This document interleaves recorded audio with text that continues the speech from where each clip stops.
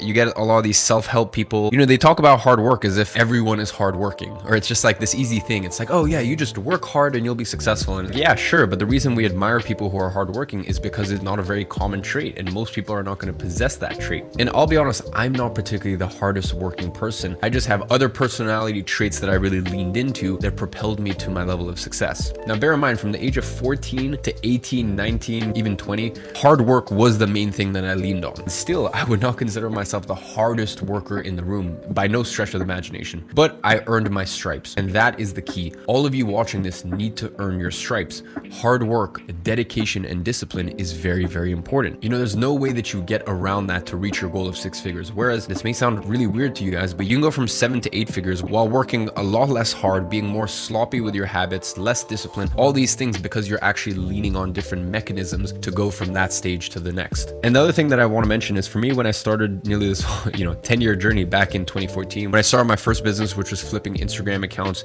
when I started reading a book a week and I started meditating every single day, I think back then it was a lot easier to focus than it is in the world we live in right now, with short form content and TikTok and all of these distractions. And it feels like every year there's just more and more distractions. So if you are one of those people who just happens to be an extremely hard worker, a person who can really lock in on a task without getting distracted, that is a massive advantage. And that is something that most people do not possess in the time that we live in. But as I said, you do not need to be David Goggins. You know how it is when you fight somebody and you broke that He's like, oh God, man, I don't want to go back to the next round. And you feel like, my God, I can fight all day. And I think of all the different assets that I want you to evaluate in your life that I'm going to show you, then you can actually make a game plan for which vehicle am I going to use to get me to financial abundance. So as I said, hard work, discipline is a given, but don't think that being the hardest worker is the thing that's really going to propel you to success. Of the 4, I'd say it's probably 3rd most important, maybe even 4th most important. Now, the next asset that you can have is